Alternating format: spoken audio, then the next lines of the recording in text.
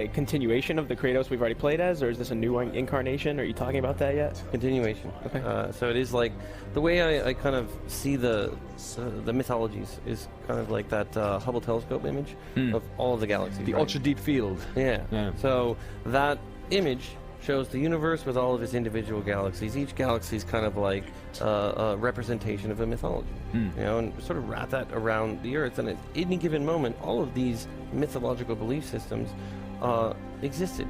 You know, they all deal with a creation myth around their region. It's just separated by.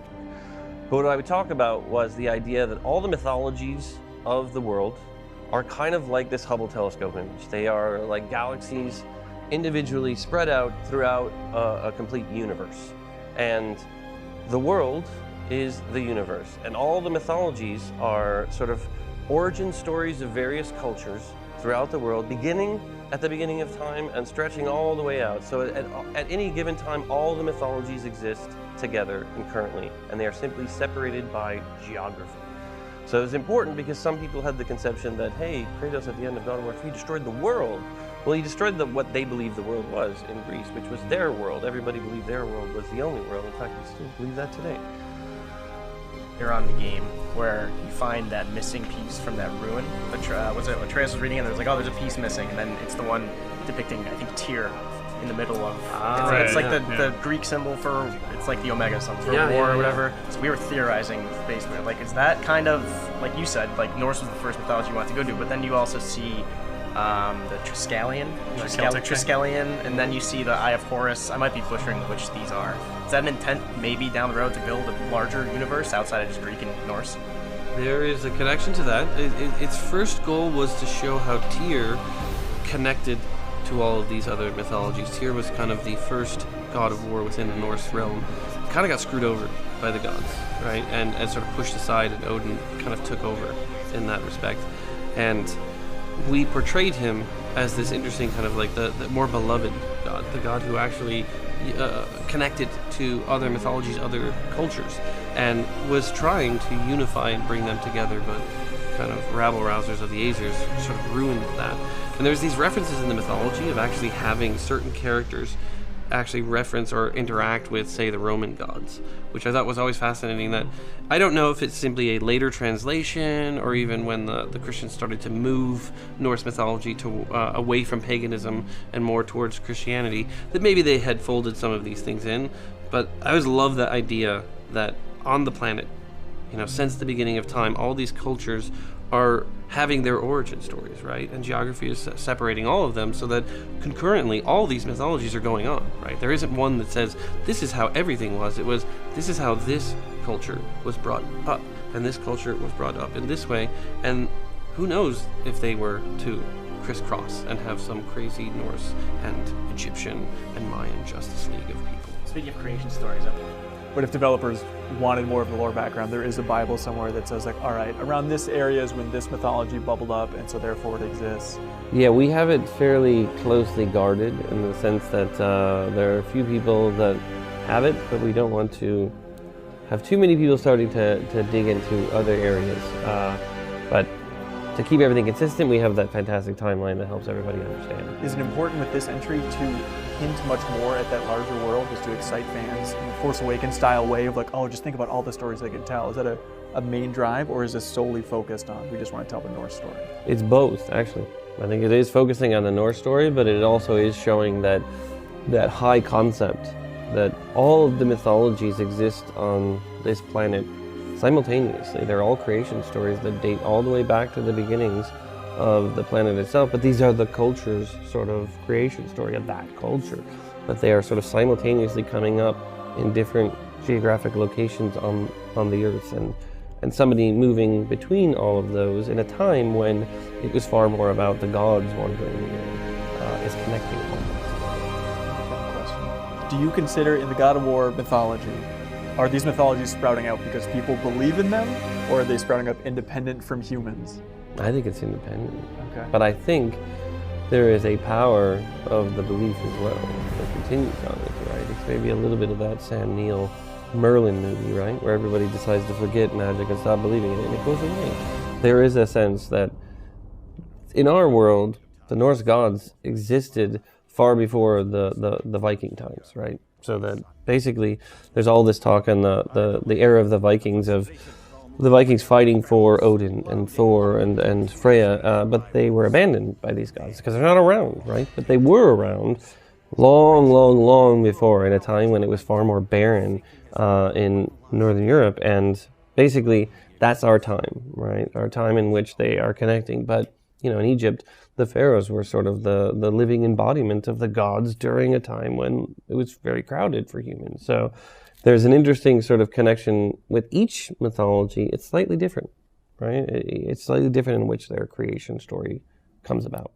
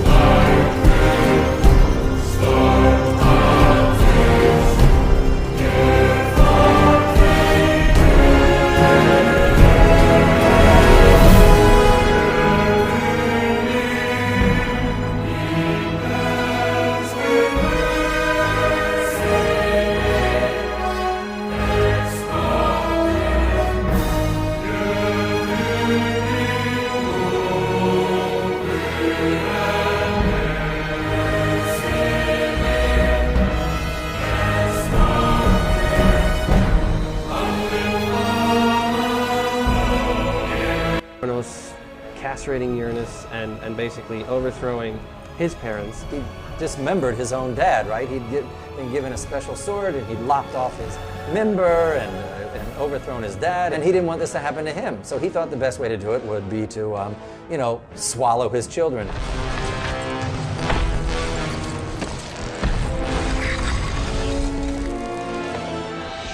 He eats all of his kids. Zeus gets pissed off, decides he's going to overthrow him. It was the battle between the Olympians and the Titans. And this battle was, in mythological terms, basically World War I. The battle ebbs and flows, and the gods get the upper hand at one point, and the Titans have the upper hand at the other. The entire earth was shaking. Mountains were being torn up and thrown at each other. However, as the life drained out of Kratos, the arms of Hades reached out to claim their prize. Hades is Zeus's brother, and Hades and Poseidon, three of them, split up the universe. Hades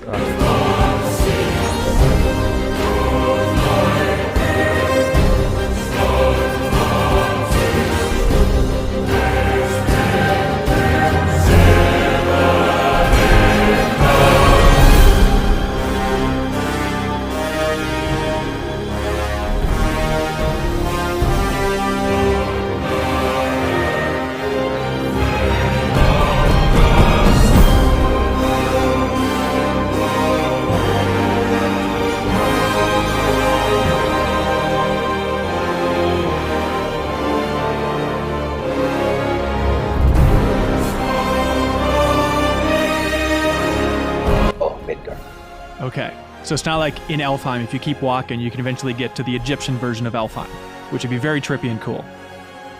I guess you theoretically could, because all of our realms, I mean, we established they exist, like Freya says, they exist in the same physical space. They're essentially just kind of like, dimensions on top of each other. That's why the temple, the realm temple, and the bridge can all exist. It exists in all the realms. All the towers, all those things exist in the same realm. So if you if you were inside the Light Temple in Alfheim, and you could theoretically travel right from there to Muspelheim or Niflheim or any of those places, you would be in that location. Right. Okay, got it. The thing I wanted to get into with spoilers here, talking about trimming sections and whatnot, was the Atreus getting cocky, realizing he's a god, embracing it a little bit too hard. Was that a section that was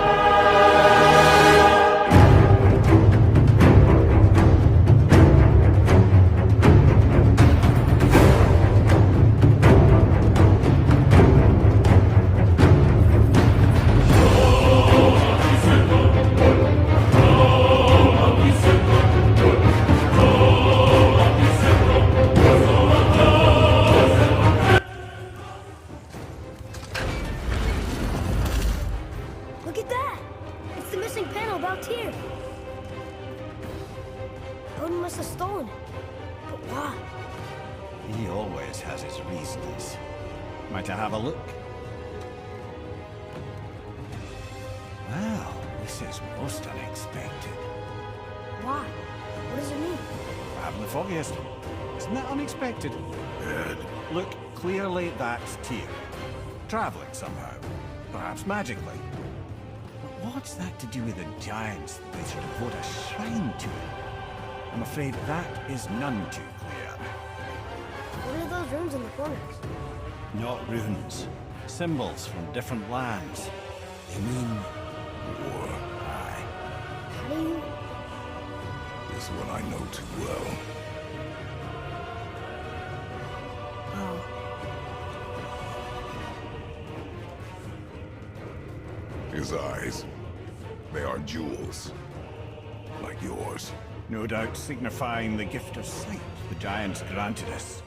Give me a closer look. Interesting.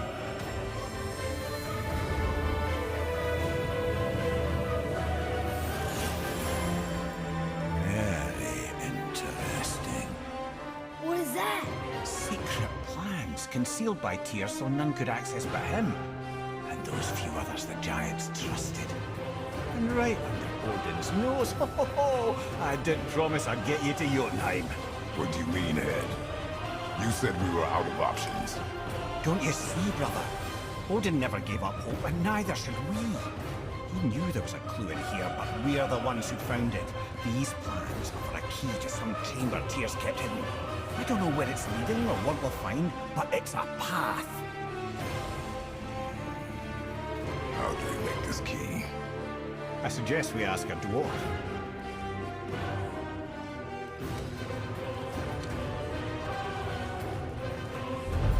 I think I know just the door that key goes to. Down by the water. Remember?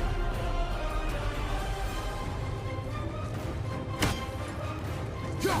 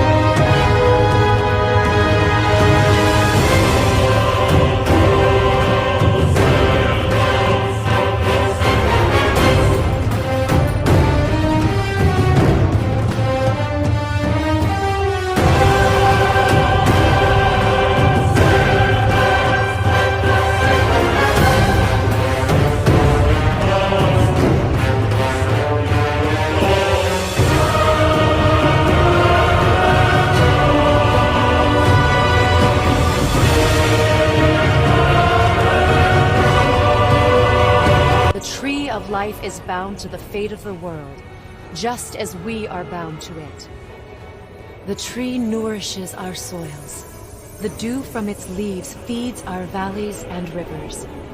The tree's very existence supports all of creation along its boughs. Its life energy interwoven into the tapestry of life. Birth, growth, death, and rebirth. Every strand transcending time, transcending space. Everything comes back to the